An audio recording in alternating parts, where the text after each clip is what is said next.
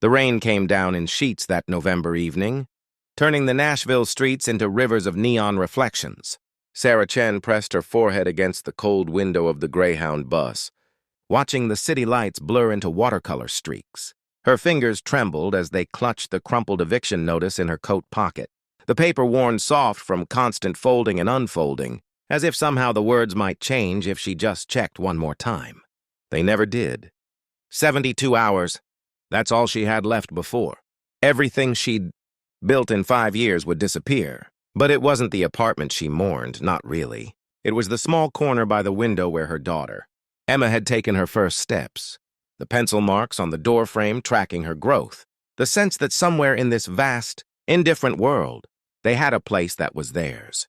Now heading toward the night shift at the diner where she'd worked doubles for 3 weeks straight, Sarah felt something crack inside her chest. Not breaking exactly, just shifting, making room for whatever came next.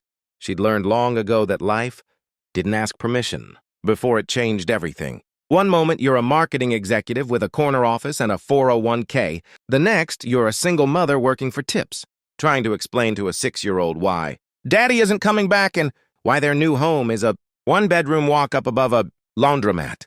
Emma had taken it better than Sarah had. Children possessed a resilience that adults spent their whole lives trying to remember. While Sarah lay awake, calculating impossible mathematics, trying to stretch $73 until Friday, Emma would wake up and ask what adventure they'd have that day. Adventures, that's what Sarah had started, calling their life after the divorce, after the layoffs, after the world had systematically dismantled everything she thought she knew about security. The bus lurched to a stop on Fifth Avenue, and Sarah stepped out into the deluge. The diner was 3 blocks away, and her umbrella had broken 2 days ago. She'd learned to accept getting wet. Some things you just couldn't control. The streets were nearly empty, most sensible people tucked away in warm homes, probably sitting down to dinner right about now. Sarah's stomach growled, reminding her that the half sandwich she'd split with Emma that afternoon was hours ago. She'd eat after her shift, maybe, if Randy the cook was feeling generous with the mistakes tonight. She was halfway down the second block when she saw her. An elderly woman sat huddled in a doorway, soaked through, her thin jacket doing nothing against the November cold. Her shopping cart, overflowing with bags and bottles, was tipped on its side, contents spilled across the sidewalk. The woman was crying. Not the loud, dramatic sobs of momentary distress, but the quiet, defeated weeping of someone who'd run out of fight. Sarah's feet stopped moving before her brain caught up. She was already late. Randy would dock her pay if she missed the dinner rush. She couldn't afford to be docked. She literally could not afford it. The numbers didn't work even when everything went perfectly. But those numbers seemed suddenly abstract as Sarah looked at this woman, this human being sitting in the rain with nowhere to go. Sarah knew that particular brand of loneliness. She'd felt its cold fingers around, her own heart on more nights than she could count. "Ma'am?"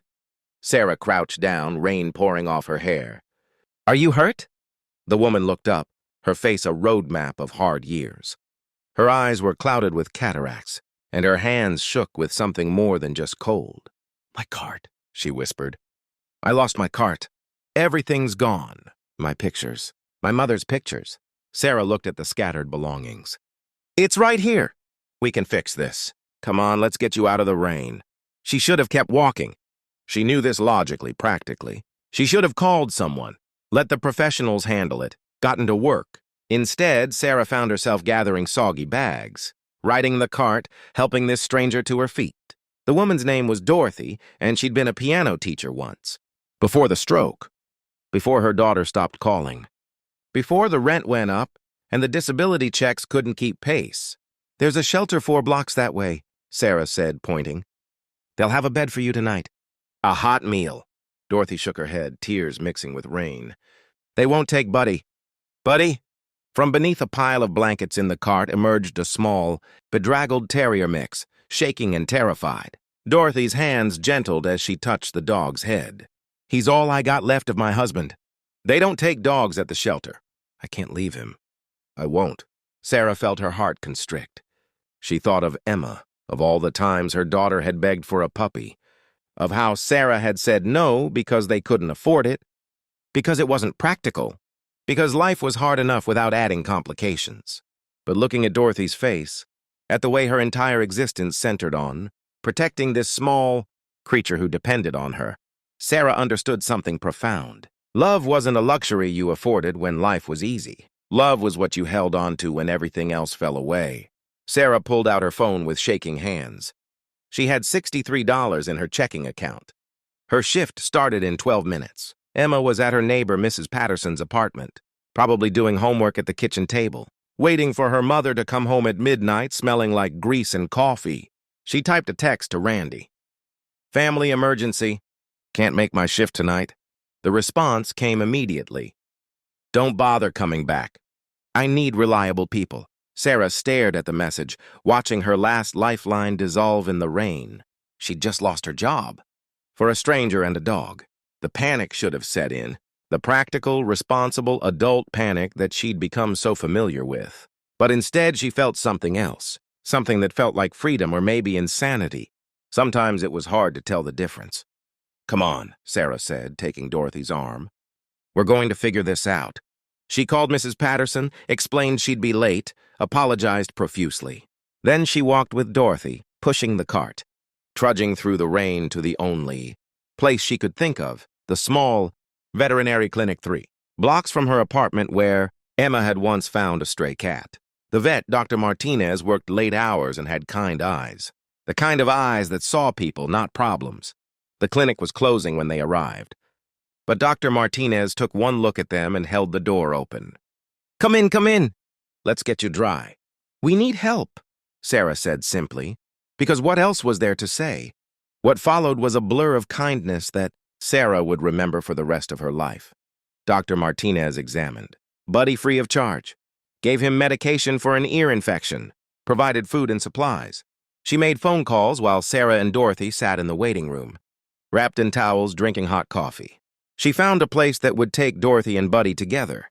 A small faith-based shelter 2 towns over that specialized in keeping families intact, even when those families looked different than expected. "How much do I owe you?" Sarah asked, knowing the answer would break her, but needing to know anyway. Dr. Martinez smiled. "Someone did something kind for me once when I had nothing. I'm just passing it on. That's how this works, isn't it?" By the time Sarah finally got Dorothy settled at the shelter, made sure she had dinner, confirmed Buddy was comfortable, it was nearly 11. She trudged home through streets that had finally stopped raining, her body exhausted, her mind reeling. She'd lost her job.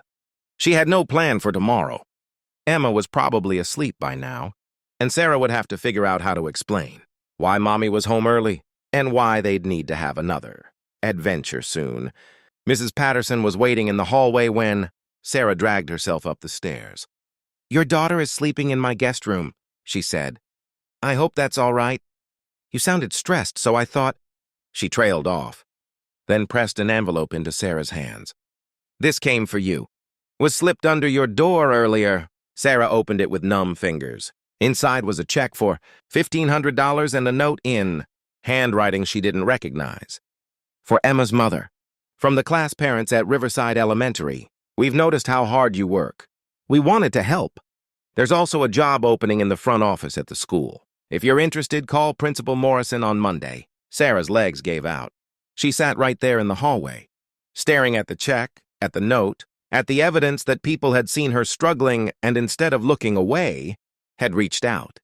Tears came then, the kind that had been building for months, years. Mrs. Patterson sat down beside her.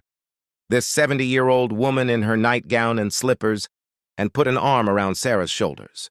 "You're a good mother," she said quietly. "Emma talks about you all the time, about how you make games out of everything, how you never complain, how you always find reasons to smile. That child knows she's loved. That's worth more than any apartment or job." "I lost my job tonight," Sarah whispered. "I helped a homeless woman instead of going to work, and Randy fired me." Mrs. Patterson squeezed her shoulder. "Then Randy's an idiot. You'll find something better. And in the meantime, you taught your daughter something more valuable than money could ever buy. You showed her what it means to be human." Sarah thought about Dorothy, about how close she'd come to walking past her. How easy it would have been to choose practicality over compassion. How that choice would have made sense to anyone who knew her situation. But she also thought about Emma, about the woman she wanted her daughter to become, about the world she wanted to help build, one small choice at a time. The next morning, Sarah woke up in her own bed with Emma curled against her side. Sunlight streamed through the window, and for a moment she let herself just breathe, just exist. The eviction notice was still in her pocket.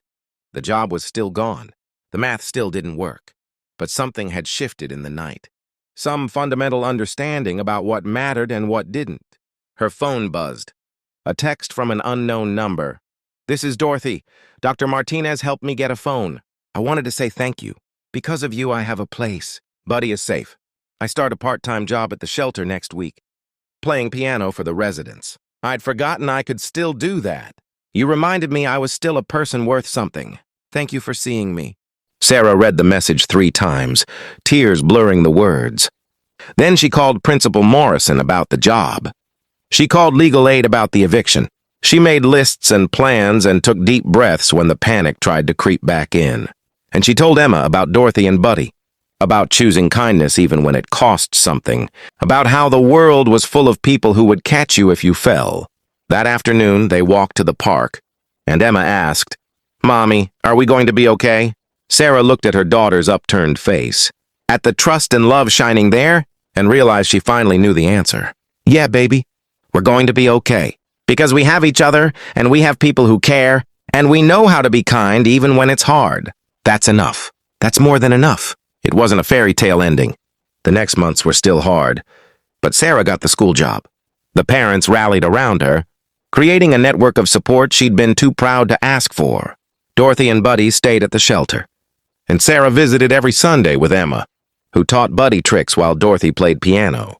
The eviction was delayed, then resolved through a payment plan. Slowly, impossibly, the pieces came together. Years later, Sarah would tell this story to Emma when she was older. When she faced her own impossible choices, she'd tell her about the night. Everything fell apart and came together at the same time. About how helping Dorothy hadn't fixed her problems, but had reminded her of who she wanted to be. About how kindness wasn't a luxury, but a lifeline. Not just for others, but for yourself. And Emma would understand, because she'd been raised by a woman who knew that being human wasn't about having everything together. It was about reaching out when someone fell, even when you were barely standing yourself. It was about choosing love over fear, connection over isolation, hope over despair.